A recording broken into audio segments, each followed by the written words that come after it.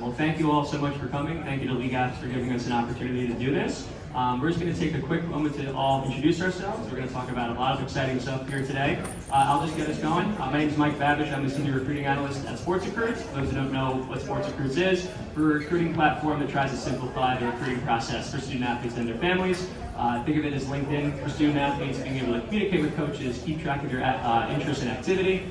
My main role is specifically working with individual families looking for specific support in the recruiting process. And a big part of that is keeping track of what really has been a pretty chaotic last 2 years with major changes, specifically within the NCAA. So we're going to try and do a great job of breaking all that down for you here today. And I'll kick it over to Graham to introduce himself next. Sure, thanks. My name is Graham Leveston, founder of College Properties Group. Prior to starting CPG back in 2011, I spent north of 20 years at Nike in a number of different roles. What we do is we provide opportunities for high school athletes to get recruited in different sports: lacrosse, field hockey, soccer, ice hockey, and we're the first organization, I believe, in the country to start an NIL event for youth high school players. I think we'll get into that in a little while. Thanks. Hi, Ed Kull here, Vice President and Director of Athletics at St. John's University here in New York City. Great to be with you. So been in this role for about a year now. And prior to this, I'm really a non-traditional AD. I was AD 6 years at Fordham University in the Bronx, but also 7 years at Vitamin Water, 3.5 at Coca-Cola in sports and entertainment marketing, NFL for a couple of years as well. So excited to talk about the new and crazy landscape of all these. I'm Jami Lobpries. I'm the CEO of the Alliance Fastpitch. It's a youth Fastpitch organization where a lot of the travel ball, the club organizations got together, and I get to lead that initiative. Really former player, former college coach, so all things softball is really my lens. Good morning, everyone. My name is Justin Brashear. I'm an attorney, an agent, an advisor, and athlete advocate. I'm the CEO and founder of the College Athlete Consulting Company. The goal is to educate and empower the next generation of college athletes. And when I'm not doing that, I'm working with elite NFL caliber talent through their collegiate and professional journeys as an agent. So happy to be here and looking forward to talking about it. Cool. Thank you, guys. The less I talk today, the better off, because we have some fantastic panelists here. So before we get into some questions that we have for everyone, we're just going to do a quick debrief and just a quick breakdown of really what some of those major changes are that we're going to focus on today. So if we don't mind just switching to the next slide, just be our backdrop here for the rest of the conversation. There's really going to be, the NCAA settlement ended up being really a big focus on a lot of time of what I spent over the last year and a half or so. And the two pieces we're going to focus on today from that settlement that did get passed in June are particularly with roster limits and this new revenue sharing model that a majority of Division I is going through. From a roster limit perspective, the good side of it is that every sport within the NCAA Division I who decided to opt into the settlement, they're not limited with how many scholarships they can provide their student athletes on each individual program.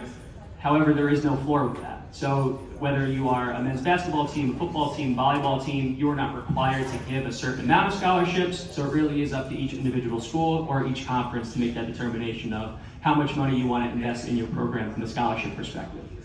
The other piece of it as well is for the first time in the history of college athletics, college programs are able to pay their college athletes directly for the first time. For this year, the way that I've been looking at it is essentially a salary cap where across your entire athletic department, $20.5 million can be distributed across all of your athletic programs.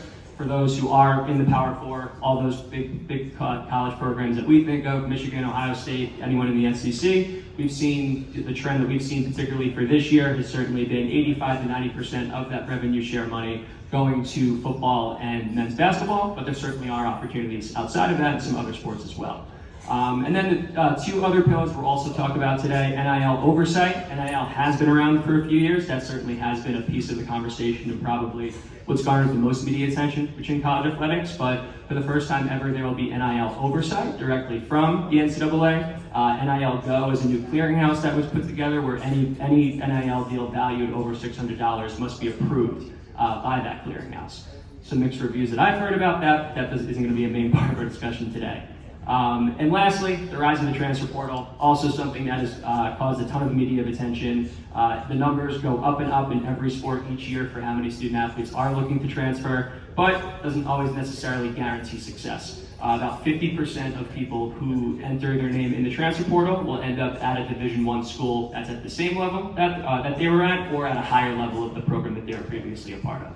So that's just a quick breakdown of some of the things that we'll be focusing on today. And now to go to our panelists, my first question is actually going to be for Jami. With your experience with Alliance and the student athletes and club operators that you work with, what would you say are some of the biggest struggles or pain points that the families and the club directors that you're working with are coming to you for support, and just the kind of the confusion that comes with that? I think first off, the title of this is so real, and I think we're all dealing with it across every single youth sport. It's the reality of what it is right now, and the conversations. There's always been struggles on the recruiting, but the highlight, what's in the mainstream media right now, is NIL. And even in our own sport of softball, we had the $1 million player, right? If you watch the Women's College World Series, it was everywhere. But I think the real questions and that are really impacting are the roster limits. Where softball, when I went, I think SportsRecruits can quote me on this, but it was 11, 12 scholarships, and you split those up. And now, it's almost like the top kids are getting more money because they can now at these schools, and it's going to affect that other 80% even more. And so, though it may not be talked about as much, I think the biggest impact that our sport is having, and the questions that they're having are around the roster limits and what that means for our recruits.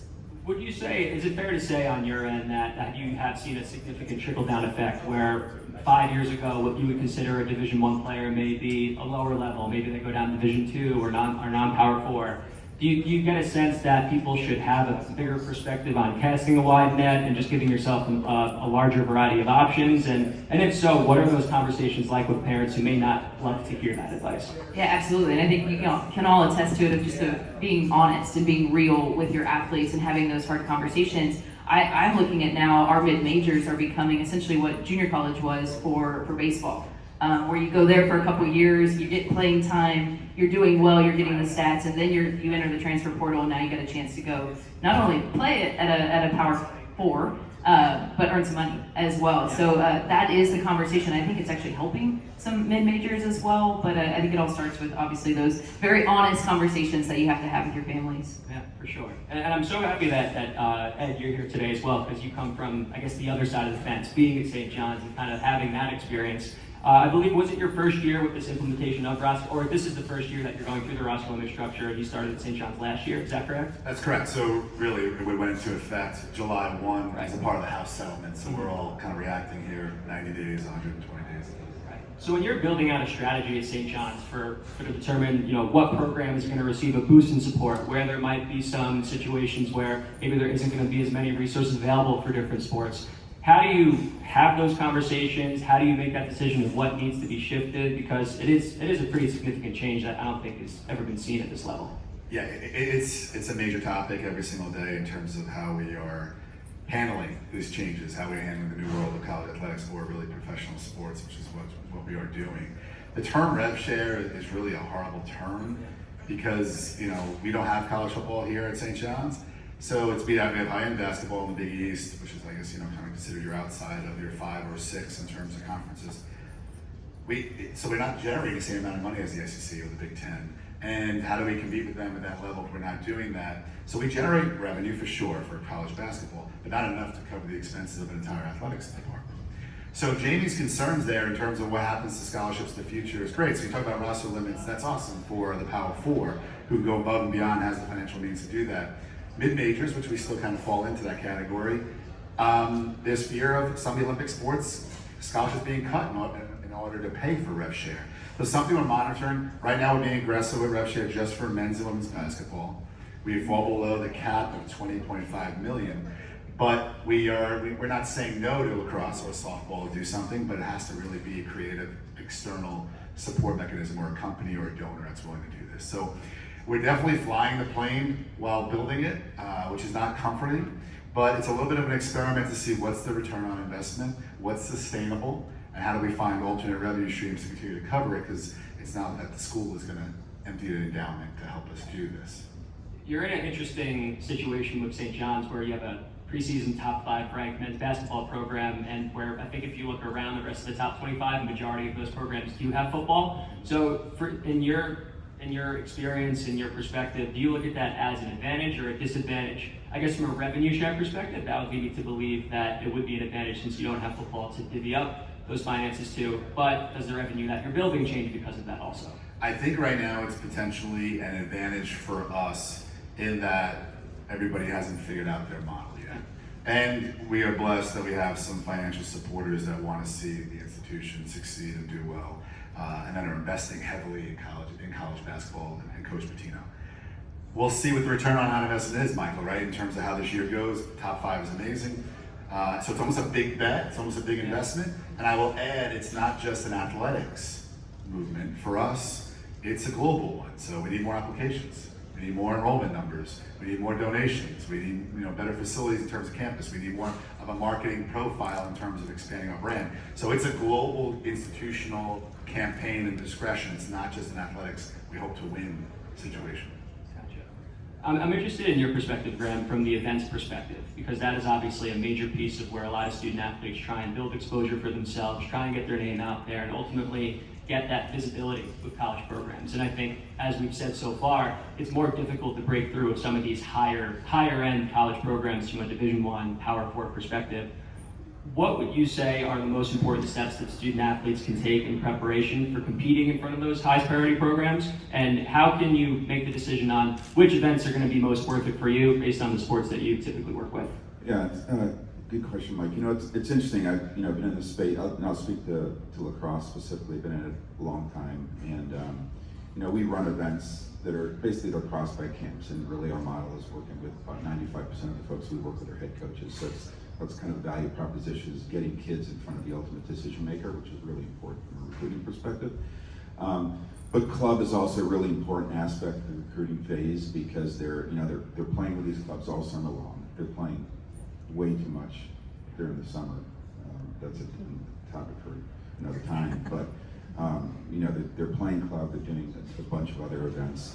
But I think it's important to work with the club coach. The club coach has great relationships with college coaches, so it vets the player, character, kind of intangibles as I refer to them. So it's playing club, and then picking and choosing kind of what you want to do as a family. Once you've kind of honed in on what's the academic piece, because lacrosse, that's first and foremost is where do you fit academically, and then kind of go from there. But working in all different facets. I think it's a good kind of natural progression to get into the NIL side of it, because of course revenue share is a piece, but I think there's a lot to learn because it is so new, so we really don't know what those major impacts are going to be, particularly in those sports outside of basketball and football. And I know with your experience, Justin, in terms of working with these student athletes who are potentially having NIL deals on the table, and that may lead on to bigger and better things down the road. I think there's a lot of club directors and families who aren't quite sure, how do I know if I'm even going to be marketable enough for someone who even can have conversations like that? So in your experience, what are some of those signs that people can look at where it's like, hey, this is a true reality for me, that it's not just a scholarship, but could lead to income on top of that? Sure, it's a great question. I think that in today's day and age, the people that are going to speak the loudest are the ones that are generally going to bring the attention. Now, speaking can come obviously from your social media posting, your visibility outside the game, but it can also happen inside the lines, in the classroom, in the community, and doing those kinds of things that add value to yourself as an individual, add value to your program, whether it's a club team or whether it's your university or institution. Those kinds of things, if you're that type of person, you're able to do that. At that point, you're going to start getting more and more opportunities. And I often tell the young people that I work with, if you want multiple deals, if you want to build an NIL portfolio, start with the first deal. So the first deal may be an in-kind situation where you're going into a local bakery and you're doing something, you're posting on social media. You have to show that you're capable of performing the deliverables and following up. I heard the conversation earlier was about walking the walk. You have to be able to do that if you want to continue to get the deals. So that's generally where I start with it. And look, in some circumstances, the elite performers, people are going to come to them. And so when you start to see either one of those two situations present themselves, and you couple that with the desire to actually do it, at that point it can become a real opportunity for the athletes. Kind of this actually just popped in my head. Have you ever been in a situation where there's been an athlete who has shown interest in earning NIL, and maybe the potential wasn't quite there with where they're at, and how do you handle a discussion like that? My job is to, again, like Jamie said, tell the truth. Yeah. So if there's not look, I work with elite NFL caliber athletes, but most of the time they're offensive linemen. They're not the most marketable people in the world. I love them to death. They should be. I love them. They do all the dirty work. But the reality is it's not necessarily what the brand want. And so in that context, we turn the value conversation somewhere else, and we start looking at roster values, we start looking at the different things they can do for themselves. And it leads to, hey, we're gonna keep the main thing while we're an athlete first. We're not a brand necessarily. You're part of the business, you're part of a bigger ecosystem, but you have to perform in order for people to want you to be involved in their organization. So that's generally where I turn it back to. Again, if they want the Nike deal, but they're pulling trap plays, it's not the same as the guy scoring a touchdown. One more follow-up for you, because I think there's also the element we're talking about, the side of the athlete where they're trying to make this work, but there's also, I think there's always been a worry that there are people out there where these athletes are exposed to potentially some bad actors in this space. There's no question about that. So kind of talking about the warning signs of that, like what are some things that club directors, people who might be in this room who are working with athletes who are getting really excited about opportunities being presented to them, and what are those couple of things that come to mind where you think, hey, this might not be the best situation for you? That's a great question. I would say first and foremost to consider the source. So whoever's coming to you with the opportunity or the whatever it is, consider the source, consider what they're looking to gain from it, and how they're looking to interact and collaborate with if they're willing to collaborate with your group is one thing. I think the other thing is, the structure of compensation sometimes leads to, for me at least, some red flags. You see people that are, I see people that are negotiating, NIL deals in the transfer portal, but they're calling them marketing contracts and charging triple what they should charge. That's taking advantage of the athlete. So for me, it's about educating the athletes, it's about educating the families about what a good relationship with representation should look like. I can speak to it as a player who had representation, and I'm doing it now, so that's part of the process. But again, I think the biggest thing is consider the source, consider the person or the opportunity presented, and see if it makes sense from your own value before you pursue it. On your end, Jamie, I guess kind of a similar question. Have you been in a situation, or have any of your club directors been in a situation where they've had to have that hard conversation? Whether it be, hey, I just don't think that earning potential is there for you right now, but here are the steps to do that. Or on the other side, hey, this just sounds a little too good to be true. Is that something you've experienced so far? I think all the time. And I will say, with the Alliance, we do have a lot of the better teams. In softball, those are the kids that are getting some of the bigger deals. But we also are having club directors, I don't know if you guys are going through this, but they're getting on the calls now with the colleges talking about things that are way over their head, right? Legal contracts, and they're involved in now these NIL deals too, that it's like, I don't actually know what that is, like I need to actually consult with the legal team over here and talk about those things, but absolutely. And then, just being realistic, I think always is important of what is your value, and ours is very position specific too. Like an offensive lineman, if you're that right fielder, you're probably not going to get those larger deals like a pitcher would. Right, that makes sense. For you, Ed, I think kind of sticking on this NIL topic, something that I feel like I've read more articles that I can count has been this discussion around collectives. And it seems like the NCAA at this time is trying to limit the use of collectives for a lot of these major programs. How does a program like St. John's find a balance of providing athletes with financial opportunities, but also managing like maybe external interest that they're receiving outside of what might be involved with the university? Yeah, great question, Mike, and obviously an ongoing topic for us in terms of assessing this. I believe the NCAA, as a part of the House settlement on July 1st, was hoping collectives would go away, just be done, right? Bring it all in-house, bring it underneath the university, college umbrella in terms of comfort level, oversight, make it institutional discretion. Problem is, you highlighted the $20.5 billion cap for those in the Power Four. If you have high-end basketball and football, they're going way over that in terms of $20.5 million. So they need the collectives. So the collectives cannot go away for them. And those state legislations, you've heard some of them loud and proud, it will not go away. So I know there's some feeling of, hey, will Congress get involved, or the Trump administration here in terms of legislation? I think Charlie Baker would like that, but I wouldn't hold your breath. I wouldn't hold our breath on that. So I think collectives are not going away. From the St. John's perspective, we don't have college football, so we're below that cap, and we should be comfortable there. We still have some collective activity. I think for companies and corporations or businesses who are spending a marketing budget, it's a little bit easier for them to do that or get direct access to a kid or to work with Justin and their representation directly. So that's still living there, it's fine. But for donors and boosters, now they can go through the institution, they get a tax write-off, so it's cleaner to come through us. But I think collectives are here to stay. I don't see that ever changing. And NIL I know you referenced that, will need to be worked out a little bit. And Deloitte and Touche, that's working that for NCAA. We'll see how that evolves. But I think collectives are forever going to be part of our madness.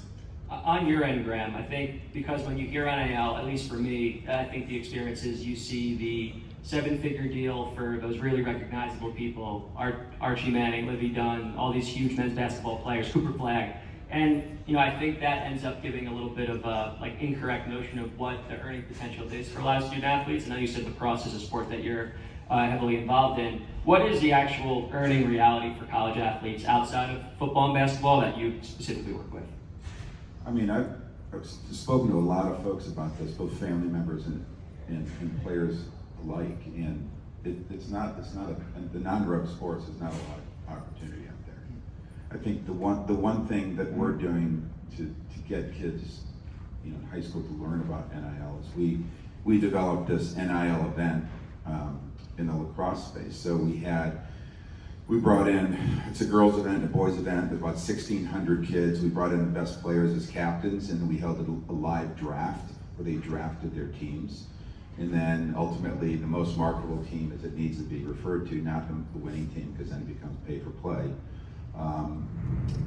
earned $60,000 each event. So we gave away $120,000 in NIL to high school kids. And we're bringing that down to 8th to 9th graders and 10th graders this year, $15,000 for the most marketable team. But the most important thing to recognize with this NIL was that we made sure they engage with a charity of their choice.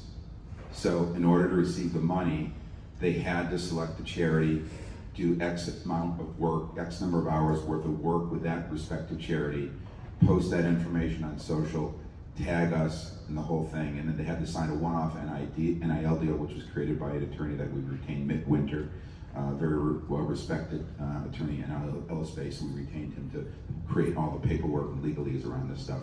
And it forced hundreds of kids to engage with charities, which is really important for us. And we're going to continue to grow on this. And some of these kids got $3,700 on a one-time deal. And that's probably, for a lot of these kids, even going through college, the biggest single NIL deal they'll ever have. And so, but we're teaching them about the process. We're talking to families. You have Zooms, all of that stuff. So I feel it gives a lot of these kids some understanding of NIL and what they have to do.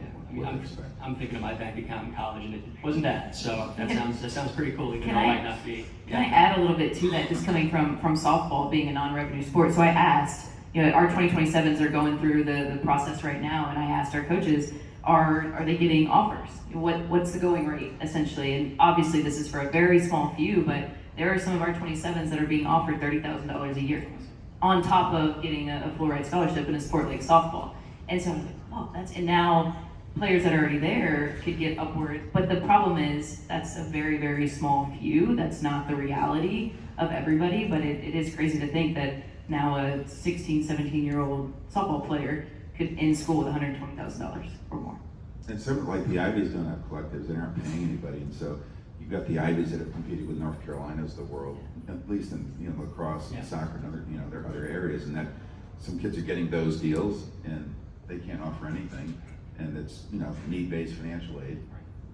So it's a very different dynamic, but the Ivies are still getting really great players in those respective sports, and I think they're deciding, what do I want to do in my life, once sports is over. In addition to opting out of this element as well. Correct, right. Yes. One thing you were saying, Justin, right before we got on, was that you actually think the ceiling of NIL advancement is actually higher for women's athletes compared to men's in a lot of ways. So just kind of want you to expand on that. Yeah, absolutely. So first of all, the lawyer hat in me says there's no way that we don't get some Title IX lawsuits from this. And I think that when that happens, I think there's going to be some direction that's going to redirect some of the cap money mandates and the cap money moving into women's sports. Obviously, particularly women's basketball with its meteoric rise over the last couple of years has been fantastic to watch. I think some programs that get ahead of the curve and maybe start looking into being creative with how they, Ed kind of talked about being creative in your department. Well, there's flag football coming in the Olympics. The NFL is making a big push on flag football, and if you want to start balancing the scales, adding in a women's flag football team and sort of redirecting some of your resources there is probably a good move for some programs. But I definitely think that besides those things, women are inherently better storytellers, and storytelling sells in the marketplace. They follow through on their deliverables better than male athletes do. So the reality is, from a brand's perspective, a brand has a more proven commodity that they're engaging with. So I definitely think that with the rise of women's sports through, let's say, through the lens of soccer or women's hockey or the WNBA, it sort of can create a trickle down for more female athletes, which I think is fantastic. I have a 9-year-old daughter, so I'm invested in this as well. She's a dancer right now. So we'll see. I think there's a natural connection between NIL and the transfer portal, which of course, again, is something that we've heard so many stories, so many articles written about. So, would you say, are we in a world right now where NIL has become a retention tool for these transfer student athletes? Maybe again, are we talking about this very small percentage where that's the case? Are we not quite there yet? So in your perspective, is that something that are the top players getting attracted specifically through the transfer portal, and is that taking away from the high school athletes, again, specifically in football, but maybe even outside of those sports too? Yeah, so it's interesting to see the dynamic of what the athletic departments have decided and the individual programs have decided to do with the allocation of their resources. And so I generally ask the question about roster retention, or we try, the young men that I work with in the space, we try to understand what their goals are, and if it's something that they can accomplish where they are, then we become proactive with their current program, and we go to the program and we talk retention before we talk about the alternative options. Not everybody does that. I'm sure the ADs and the coaches would probably like more of that. The transfer portal is a nasty place. It's not a place that you want to go and dip your toe in and try to figure it out. You better have a plan when you get in there. It moves very quickly. And it's definitely not a place to gamble. I'll give you a quick stat I read on the way up here. There were 80 in the 24-25 academic calendar, Division I football alone, okay? Over 8,000 players in the transfer portal. Now, out of context, that represents 30%, roughly 30% of the entire available roster spots under the House settlement. So if you take any labor market, and I know that we're not going to get into pay for play or employment situation, if you take a labor market and you say every year that 30% of it's going to be upset and recycled, that is a very volatile place to be. And so, again, it comes to athlete education, it comes to understanding the goals and the realities of where you are, and then being proactive with using the retention tools that schools have available to them. They're already in the building, they're already around the coaches, they're already familiar with the campus. Like, those things are very valuable to the student athletes in their overall development and maturation as a person, first and foremost. So I think that schools that do a good job retaining talent are the ones that are going to separate themselves from the pack, because you can't keep up with the spend every year to try to replace your current team. You certainly can't build a culture that way. On your end, Jamie, because you mentioned that some of that upper echelon of the sophomore world, $30,000 NIL deals, incredible opportunity. Would you say is there a mix of that, whether that be high school athletes and transfers? Do you think it skews one way or the other? Just with that sport specifically, what have you seen in terms of earning potential? Yeah, I think it's still the very, very top few that are getting. Nyjah Kennedy's a pitcher at Texas Tech. She did the $1 million deal, right? But that is one player. I think that at most majority are probably a $5,000, a $10,000, which I would have taken at 18 years old.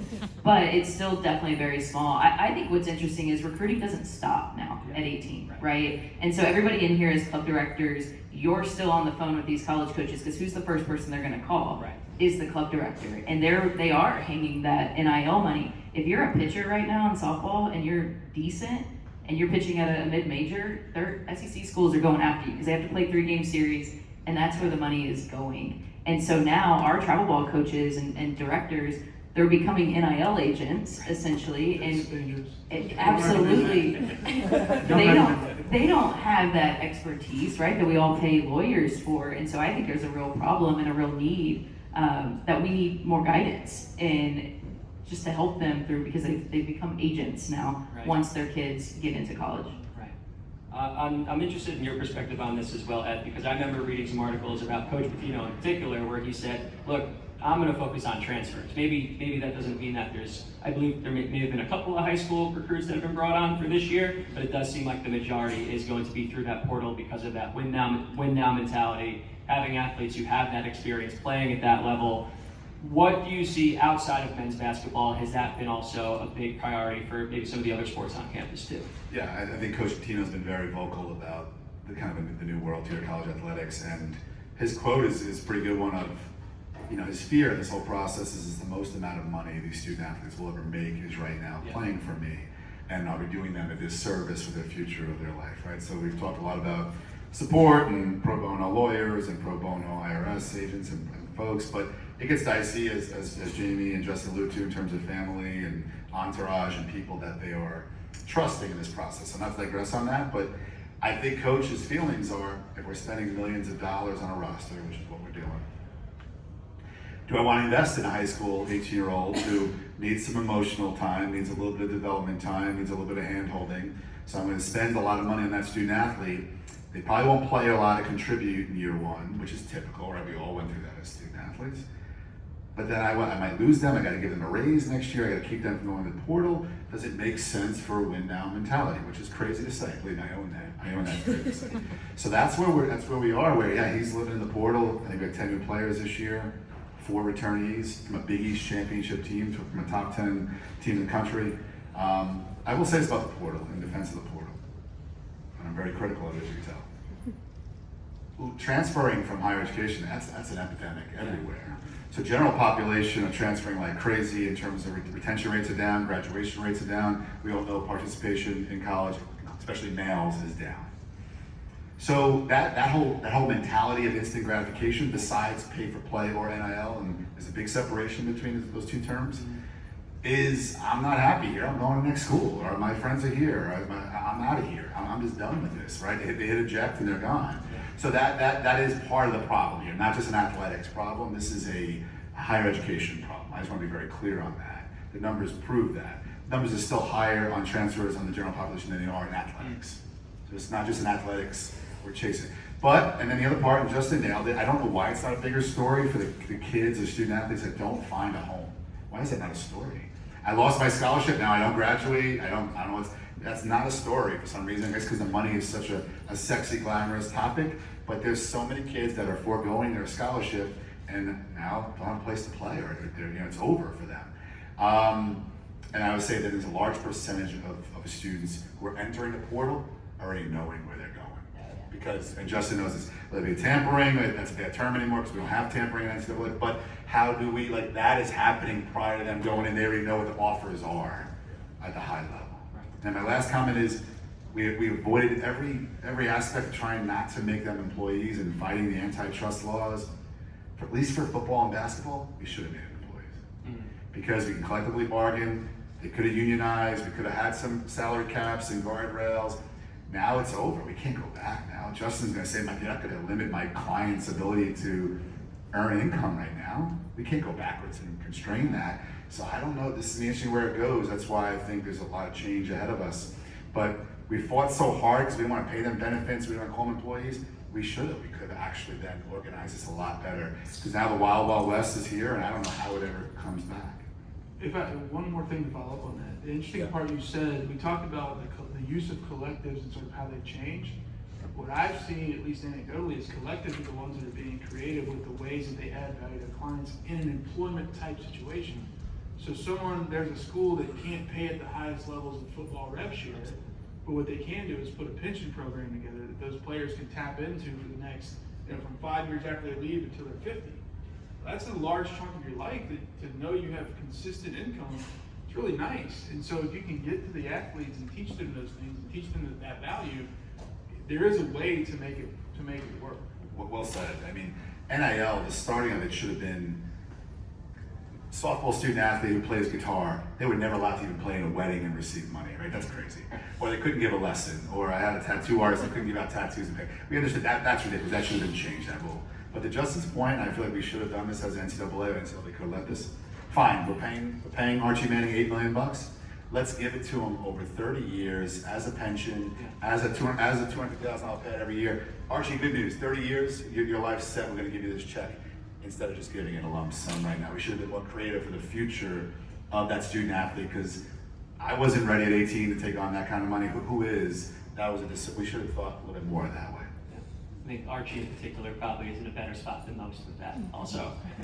We'll support there. It'll be fun. So I think, obviously we're talking about these big pieces, these major changes, kind of all the chaos that comes with it. But I think in preparation for this, I think one of the main themes that I was looking to focus on was, look, this is the reality for some people, but the large majority it is not. College athletics I think the reality is college athletics, because of this, has gotten more competitive because there are smaller rosters at the top. You're going to have that trickle-down effect, and it is going to be more difficult. So really focusing on finding that fit socially, geographically, financially should be a piece, but if you're in a situation that doesn't have to be the #1 priority, that's really going to give you the ultimate college experience that we hope for any student athlete who's on SportsRecruits. So I guess I'll kind of let each of you go down the line, and maybe Graham, starting with you, just like maybe any general advice that you have for someone in this situation, in this reality, who are kind of coming to you saying, hey, I don't know what way is up and down. What is the best advice you can give someone going through this new world of college athletics for the first time? I mean, we work with, non-rep sports, right? For me, it's education. Yeah. It's not, the discussion is not even around it now. It's make sure, if you want to maximize your educational opportunities, get the best education, enjoy your 4 years, because the social, the economic, the social, the academic piece, all that is really important for kids in college. And it's not even a big issue for me. I just focus on your experience in college, and then grow from there. It's if I was in football or basketball, it'd be a different conversation. But Real quickly here, besides an AD or working in sports business, I'm a father. I have a 13 and 14-year-old. I go to youth games. I actually hate the experience because parents are really the problem in this equation. It's not the student athletes, and that's even at my level. What's Johnny's chances? Johnny's chances of what? Why are we having that at 12? He can't walk straight and chew gum. Like, let him play. Say, have fun, please. You have the rest of your life to worry about that. But I agree, Graham. What is the purpose of youth sport? What's the purpose of college education? What do I want for my kid is what you all need to reinforce to your parents. Yes, chase your dreams. Dreams are beautiful. We all should chase them. But keep perspective, and that the parents, they need training, they need development. Parents need to be sat down and educated, and now they'll help the kids better. Yeah, I'll just say I was encouraged when I was talking to our club directors, that connection, they said it is still really important, and even players have said no to money because of the connection that they had with that school, that program. So I was encouraged with that, but I look around and what we're doing at the Alliance is we're going to get help, because unfortunately for parents, they already have a ton of questions, right? And I came from a family that wasn't business oriented. They don't understand contracts and legal terms, and so I think, what can we do collectively as sports to give the right education, find the right resources, because it is a whole new game out there, and we just have to educate them so much more on legal aspects, contracts, and different things, just to prepare them. So I'm looking at myself internally as an organization, and what can we do better to better serve our families. I'll just drive that point home, how important education is, not only from the standpoint of growing somewhere and earning your academic degree and setting yourself up for success beyond the game, in business and life, whatever, but to Jamie's point, the families that are around these young people, that they're the ones that have brought them to the practices, they're the ones that have picked them up, and when they make an error on the field, they're the ones giving the hugs. They've been there longer than we have, and so they want to help, but they don't know how to help. And so a lot of what we're trying to do is get that education to the families, to the people that do come from blue-collar upbringings and have this incredible opportunity to play in collegiate athletics in front of them. And yes, some of it may be NIL money, some of it may be whatever, but it's the ultimate college experience, the ultimate American experience, and learning how to become an adult is what is in front of these young people these days. So educating the families and providing resources that they don't have right now is, I think, the most important part. Awesome. I see our clock went down here, but maybe we have time if anyone does have any questions in the audience that they want to ask any of the panelists here. Yeah. Question for Ed, as a Big East AD. Obviously, men's basketball is men's basketball, right? They're going to make the money, they're going to bring in the money. What is the focus on non-revenue sports and investing a little bit in them year by year to try to get them to that, especially being St. John's in the city with a bunch of marketability? What are those conversations like, maybe at St. John's or just within the Big East in general? Yeah, so great question, and I think it's important for Olympic sports, right? So it's honestly the strategy right now, and it's TBD in terms of the success rate of what's sustainable right now in terms of this model. But I tell all my coaches this, and I'm very transparent about what we spend, what we're doing, because we've got to have the trust of the coaches. They know the limitations. They know what their sport does or does not do in terms of priority. And each institution has their own vision, right, of which sport means a lot to them, the history of success, or what it may mean to a donor base, or their brand profile, right? We need to win at basketball to make more revenue, yes, to invest it back into basketball, but to also invest in all of our sports. We got to upgrade facilities, we need to upgrade care, we need more psychologists on staff to help the mental health of our kids, we need more folks to help support. So I really present it that way, that basketball revenue trickles down to the benefit of all of our programs. And if that doesn't work, and it may not, then we have to audible, we have to figure out what's next, we have to adjust. I think you'll see a lot of mid-major schools get out of this business and drop down to Division II and just have scholarships and not be paid to play. But I also think you're gonna see what the Big Ten just did now, $2.4 billion later, they're gonna jump up and do their own thing. They're gonna separate from the NCAA, they could be in NCAA in a couple of years. So I think that's the inevitability of this, but being honest, I truly feel like that if basketball could generate more funds, they help our programs. And when that stops happening, then we have to adjust. I think really the main theme is more change is coming. We may or may not know what that change is, but what shouldn't change is trying to give student athletes an opportunity to get a better education through athletics, regardless of what division or conference that might be. I saw one more arm up top. Yeah, this is coming from a non-revenue sport. With regards to the roster limits and some of the revenue sharing, what we were kind of advising families and parents is to go to the head coach or the coaching staff to understand if they opted in or not. Understanding that some did, some didn't. Is that information public as opposed to having to go to the head coach? Is that on an athletic website? Is there a central database to understand from a more macro perspective who's opted in, who's opted out? Yeah, there is. So I can definitely help you out with that after this, but 82% of Division I programs opted into the settlement. So I believe that was 310 schools if I remember correctly. A majority of the schools that opted out were Ivy League, Patriot League, and then a few others kind of in that mid-major sector. Anyone that's in the Power Four, so your SEC, ACC, Big 10, Big 12, they all said yes to it as a conference. So a little bit outside of that. And I would just add to Michael's point, as a conference, so I could save you time instead of going school by school, go conference by conference. Yeah. That's for athletes, I know you mentioned softball and women's sports being more marketable compared to boys sports. And as an athlete creator, I kind of saw that happen as well. How important do you think it is for non-revenue athletes like myself, a lacrosse player or a softball player, to be able to market themselves in order to achieve similar or successful NIL deals compared to revenue sports? I can take it just from a softball. We talk about this too with our youth athletes about the importance, because for our sport, we are on TV a lot, and more so than even some male sports too. So that is your opportunity in those 4 years. And so we do a lot of press conferences. Probably I'm annoying and I like to stick microphones in front of kids, but it's preparation, I think, for these kids. So I'm always thinking, what are we preparing them for in college? And hey, you give them a mic and a press conference and all of a sudden they've got content, or we have athletes host webinars for us, and same thing, we'll cut up that content, we'll put it onto our alliance sites as well, and it helps them build their brands. I'm seeing they're already really good at it, but we're just helping give them another platform and eyeballs. I would just quickly add, like lacrosse or softball, and softball, Jamie's example is great in terms of what ESPN's coverage is in that May and June window. Because you're not currently a revenue sport doesn't mean you can't be a revenue sport. So how do we leverage the platform? Lacrosse being a great example, softball as well, where those TV negotiations hopefully going forward are separated. So lacrosse gets their piece, softball gets their piece, and it's not lumped in together with March Madness and the overall package. It needs to be its separate entity to increase softball's value, lacrosse's value.